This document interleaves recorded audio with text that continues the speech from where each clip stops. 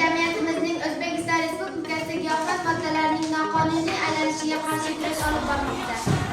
Zulmat yo'l, u olib borar og'ir qor, sog'lom hayot bizga kerak. Kelajagimiz oltin yorug' sport ilmlarilarimiz, oltinlar sari boramiz. Zahar yo'lni rad etib, giyohvandlikka qarshi. Har yurakda shiddat, giyohvandlikka zararli odatlar bilan yoshmiz dilimizda, giyohvandlik avvaliga chiqish bilan boshlab, har yurakda shiddat, bo'lgay shaxt bo'lgay, yurtboshimiz ko'rsatgan yo'lda, bu nafaqat o'ziga yo'ldoshiga, bayonidagi odamlarga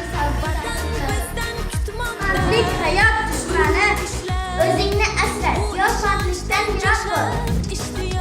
Sog'lom hayot to'g'ri tanlov. Giyohvandlikka yo'q de. Hech qachon zaharlama. Giyohvandlik hayotni buzadi. Giyohvandlik insonni asta-sekin hayotdan uzoqlashtiradi. Vaqt sog'lom hayot.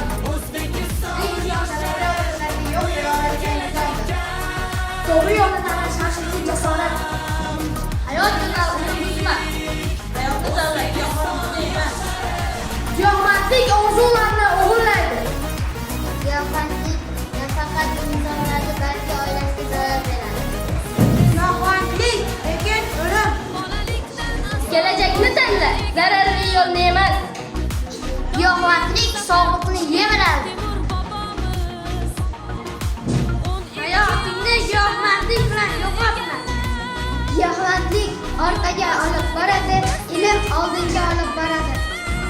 Noto'g'ri qadam bir umrning afsusi. Sog'lom yoshlar, kuchli jamiyat. Har bir yosh o'z kelajagini o'zi quradi.